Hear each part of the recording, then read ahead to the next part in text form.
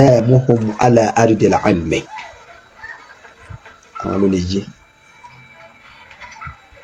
Just ask yourself, how is it possible for a person to live on the earth? Èwo wo pọ̀ ní ẹ má bínú àṣẹ máa sá àìsàn máa ṣáájọ ni kó lo just 1,000 years láyé, almost 1,000 years kó lò láyé. Akeem, má bínú but máa ronú kó tó sọ̀rọ̀ mọ̀mọ́ sọ̀rọ̀ bẹ́ẹ̀ nítorí ẹ̀ kú ní gbogbo ìgbà torí pé o fẹ́ defend bàbá yín lágége.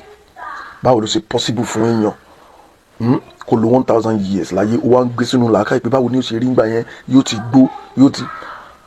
How is it possible for somebody to be born without a male intervention? Báwo ló ṣe possible kọkùnrin má sọmọ obìnrin kó dẹ̀ bí kóbìnrin dẹ̀ lóyún kó dẹ̀ bímọ? Báwo ló ṣe possible in the first place? Ọ̀rọ̀ Ọlọ́run ó ju gbogbo òṣì tẹ́yìn ń ṣe yẹn lọ. Àbí ọjọ́ kan bọ̀ tí bàbá yín yóò padà jáde tí ó sọ pé irọ́ ni Kùránì ń pa o, Jésù ní bàbá o, Jésù ní bàbá, wọn bí pẹ̀lú pé kò possible, ìwọ náà gbé sí làákàyè torí tí wọ́n pọ̀ náà ọ̀rọ̀ wọn nìyẹn.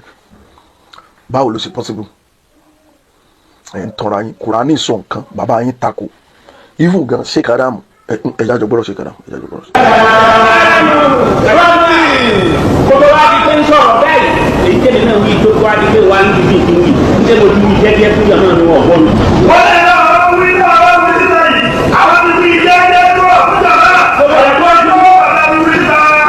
dún lókè tí wọ́n dùn lóko tó fi jẹ́jẹ́ ẹgbẹ̀rún ọdún bí àádọ́ta ló fi lè wá. wọ́n ní ẹgbẹ̀rún ọdún bí àádọ́ta ló fi lè wá. Ẹgbẹ̀rún ni àádọ́ta tó lé lókun tó fi gbé ẹgbẹ̀rún péré níwájú inú à. wọ́n ní ẹgbẹ̀rún ọdún bí àádọ́ta níwájú inú à. Alámáàjì kò mí lórí fún wa títí ọlọ́run fọ̀nà mọ̀ wọ́n àkọ́yìn náà ńlá. Ṣé ti gbọ́ Sheikh Adam bàbá àlùbáríkà yẹn gan confam pé 1,000 years òun ànábì Noah ló fi pèpè sójú ọ̀nà tó lọ́n táwọn èèyàn gbà tiẹ̀. Àwọn gan àbí bàbá ilé ìnímọ̀ ju Sheikh Adam lọ lẹ́ ń sọ ìmọ̀ gbàlódé gbogbo nǹkan táwọn ms bàbá àwọn christian yẹn ń sọ lórí Islam lórí hadith bàbá yìí ló ń gbé sí wọn lẹ́nu. Ṣé irú orí burúkú tẹ́ fẹ́ máa sọ tẹ́ fẹ́ káwọn èèyàn máa dákẹ́ lélẹ̀ káwọn èèyàn máa fún yín lésì tẹ́ bá ti sọ torí pé ọmọ Sheikh Adam ló ń sọ̀rọ̀ ẹni láti gbà bẹ́ẹ̀ ni o ọmọ Sheikh Adam lẹ́ni tó ń sọ̀rọ̀ o ìwọ Akeem Mọ́fàlùtì o tiẹ̀ tó wá bẹ̀rù àtúbọ̀tán tiẹ̀ bí báwo la tó ó mọ̀ pé gbóńdẹ̀ ń ṣe ẹ̀ ń kọ́tàn ni olúkálùkù ń kọ́tàn ni. Look at your life. Kò sí tí wò lè defending tiẹ̀ ó máa wá pariwo mọ́ kámẹ́rà ó máa wá pariwo ha farabalẹ̀ kó reason. Are you telling me pé Ọlọ́run ò mọ ìyàtọ̀ tó wà láàrin 950 àti 95? Ọlọ́run ò mọ ìyàtọ̀ àbí ṣé bí ilẹ̀ ṣe mọ́ nígbà yẹn kọ́ nílẹ̀ mọ́ lẹ́nu ṣé òrùn tó ràn nígbà yẹn ṣé kọ́ ló ń ràn níní?